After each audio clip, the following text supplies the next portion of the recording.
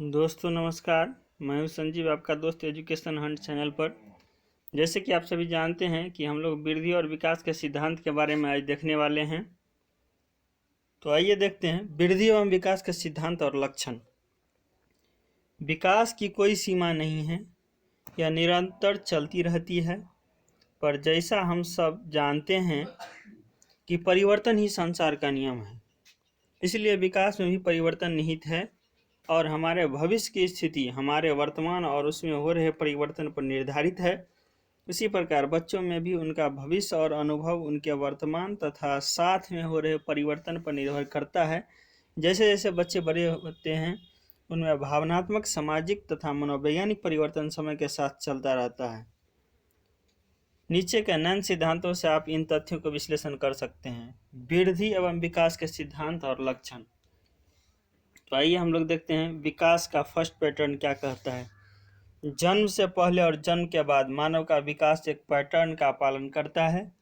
शारीरिक विकास, भाषा का विकास और बौद्धिक विकास मानव शरीर में एक निश्चित क्रम में होता है। नेक्स्ट पॉइंट है विकास के दिशा का सिद्धांत।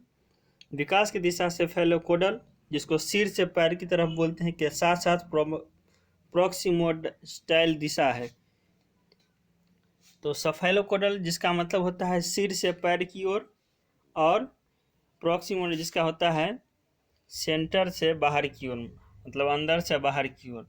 विकास की दिशा सिर से अंगों तक है, जिसे अनुदैर्ध्य धुरी में सेफेलोकोडल कहा जाता है, और केंद्र से परिधि तक मतलब अंदर से बाहर की तरफ को प्रोक्सिमोडिस्टल कहा जाता है। इस सिद्धांत के अनुसार वृद्धि और विकास की दिशा निश्चित है, जिसमें पहले सिर और से प्रौढ़ आकार और फिर सबसे बाद में टांगे विकसित होती है। नेक्स्ट है निरंतर विकास। एक मानव का विकास जन्म से पहले गर्भावस्था के समय से ही शुरू हो जाता है और आजीवन भर चलते रहता है। नेक्स्ट है विकास और वृद्धि दर। वैसे तो विकास कभी खत्म नहीं होने वाली प्रक्रिया है, लेकिन वृद्धि और विकास का दर कभी समान नहीं रहता। जिंदगी के शुरुआती क्षण में विकास की दर में तेजी से बदलाव होता है और जीवन के अंतिम समय में विकास की दर कम हो जाती है। बाल्यावस्था के बाद किशोरावस्था में भी विकास की दर में अचानक वृद्धि होती है। नेक्स्ट पॉइंट है व्यक्तिगत अंतर का सिद्धांत।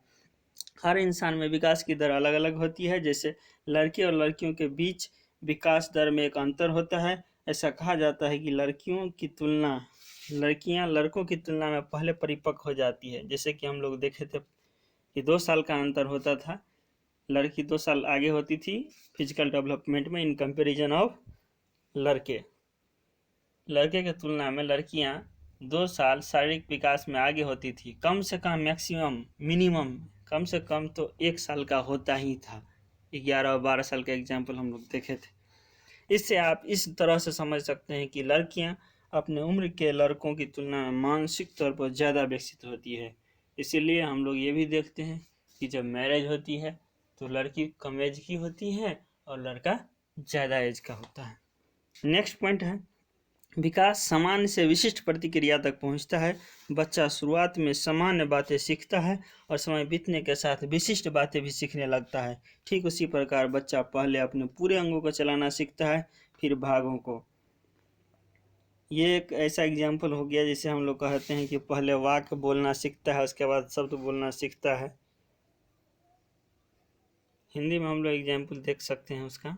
नेक्स्ट है जब बच्चों में शारीरिक वृद्धि होने लगती है तो बच्चा विशेष प्रतिक्रिया करना भी सीख जाता है। नेक्स्ट है एकीकरण के सिद्धांत। बच्चों में पहले सामान्य प्रतिक्रियाओं का विकास हो जाता है, फिर वहां से बढ़कर विशिष्ट प्रक्रिया को पूरी तरह से एकत्रित या एकीकृत किया जाता है। इसका मतलब यह हुआ कि बच्चा पहले संपूर्ण अंग को, फिर बाद में विशिष्ट भागों को प्रयोग कर पाता है। यह अंगों को चलाना सीखता है, फिर उन भागों का एकीकरण करना सीखता है। नेक्स्ट है पारस्परिक संबंध का सिद्धांत।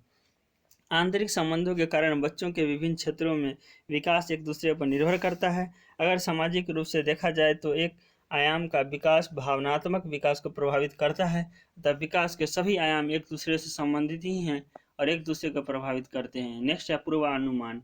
किसी बच्चे की वृद्धि दर और विकास से यह अंदाजा लगाया जा सकता है कि भविष्य में बच्चे का मानसिक और शारीरिक विकास कैसा होगा, और स्पेशली इसमें टीचर का बहुत ज़्यादा योगदान हो सकता है, साथ में पेरेंट्स जिसको माता पिता बोलते हैं। अब है आपका वृद्धि एवं विकास के बीच संबंध, रिलेशन। यूँ तो हम लोग पहले इसके बारे में डिस्कस कर चुके थे कि ग्रोथ जिसको हम लोग वृद्धि बोलते हैं और विकास जिसको डेवलपमेंट बोलते हैं। Growth is the part of development. वृद्धि विकास का एक भाग है, हिस्सा है। वैज्ञानिक साहित्य में वृद्धि और विकास एक दूसरे के पूरक है।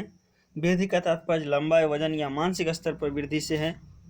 वही दूसरी तरफ विकास वृद्धि और जीवन में हो रहे समग्र बदलाव का मिश्रण है। दूसरे शब्दों में विकास को शरीर और व्यवहार के विशेष पहलुओं में होने वाले परिवर्तनों का वर्णन करने के लिए संदर्भित किया जा सकता है।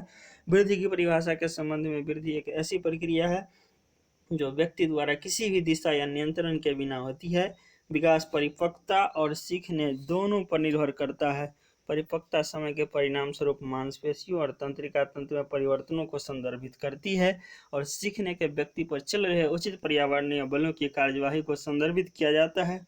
सभी विकास प्रक्रियाएं उन परिस्थितियों से प्रभावित होती है जिनके तहत बच्चे पर्यावरण पर कार्य करते हैं और प्रतिक्रिया देते हैं। इनमें से कुछ विकास प्रक्रियाएं जैसे चलना सीखना या बोलना सीखना अपेक्षाकृत कम समय लेता है, लेकिन दूसरे विकास प्रक्रिया को अधिक लंबा समय चाहिए। विकास हुआ है या नहीं ये हम तभी देख पाते हैं जब हम वर्तमान समय के साथ पहले के व्यवहार की तुलना करते हैं। तो दोस्तों, नेक्स्ट पॉइंट है आपका वृद्धि और विकास में अंतर। लेकिन इससे पहले मैं वृद्धि और विकास को एक बार फिर से एक्सप्लेन कर दूं कि वृद्धि आपका जो है वह टेम्पोररी होता है, एक निश्चित समय के बाद वह रुक जाता है, लेकिन विकास वह जीवन भर चलता रहता है और वह कभी रुकने वाला नहीं है। वृद्धि मात्रात्मक परिवर्तन होता है और विकास में गुणात्मक परिवर्तन होता है। तो ये बहुत सारे अंतर हम लोग नेक्स्ट डे देखेंगे वृद्धि और विकास में।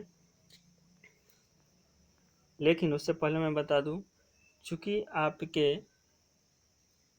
एग्ज़ाम का डेट फिक्स हो गया है कि 5 जुलाई को ही होगा, इसीलिए अब आप लोग को भी सीरियस होना होगा और थोड़ा सा वीडियो लंबा भी बन सकता है, तो उसके लिए आप लोग भी तैयार हो जाइए। तो इसमें थोड़ा सा बचा है अंतर, तो उसको हम अभी जान ही रहे थे, तो क्यों नहीं उसको एक्सप्लेन करके ख़त्म ही कर लेते हैं। वृद्धि और विकास में अंतर। वृद्धि का अर्थ है शारीरिक रूप से परिवर्तन जिसके कारण व्यवहार में परिवर्तन होता है, वही विकास का अर्थ है गुणात्मक परिवर्तन। नेक्स्ट पॉइंट है विकास को वृद्धि से बड़ा माना जाता है क्योंकि ऐसा कहा जाता है कि वृद्धि विकास की अवधारणा का ही एक भाग है। गुणात्मक और परिणात्मक वृद्धि का तात्पर्य परिणात्मक और मात्रात्मक परिवर्तन से है, जबकि विकास का संबंध गुणात्मक परिवर्तन से है। मतलब हम लोग वृद्धि को तो देख सकते हैं लेकिन विकास को देख नहीं सकते हैं। वृद्धि को तो हम लोग मेजर कर सकते हैं लेकिन विकास को हम लोग माप नहीं सकते हैं, मेजर नहीं कर सकते हैं। एक मानव शरीर में वृद्धि की गति हमेशा एक जैसी नहीं होती है और बाल्यकाल में तीव्र होता है और बाद में धीमी हो जाती है, लेकिन विकास की प्रक्रिया लगातार चलती रहती है और कभी नहीं रुकती। तो वृद्धि समय समय पर कम और ज़्यादा होता रहता है। डैट मीन्स कभी कम होता है कभी ज़्यादा होता है, लेकिन विकास की जो प्रतिक्रिया है वह वर्तुलाकार होता है।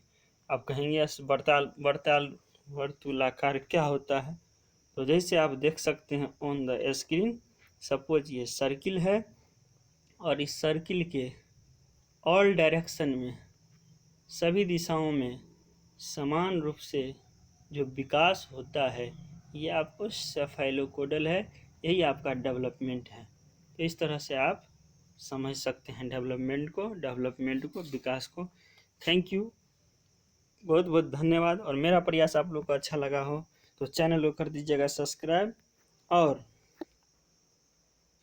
वीडियो को लाइक एंड शेयर करना नहीं भूलेंगे। और मैं बता दूं, अभी बाल विकास का जो लेसन चल रहा है उसमें बाल विकास की अवधारणा हम लोग देख चुके हैं, बाल विकास के सिद्धांत को देख चुके हैं। नेक्स्ट डे हमारा टॉपिक होगा यूनिट 3 आनुवांशिकता और पर्यावरण। और पेडागोजी सेक्शन को ऑलरेडी हम पहले कवर अप कर चुके हैं, तो बहुत ज़्यादा मेरे पास नहीं है, जितना समय है उसमें लगता है कि 100% यहाँ तक आप लोग का कंप्लीट हो जाएगा। तो बहुत बहुत धन्यवाद, मिलते हैं नेक्स्ट वीडियो में।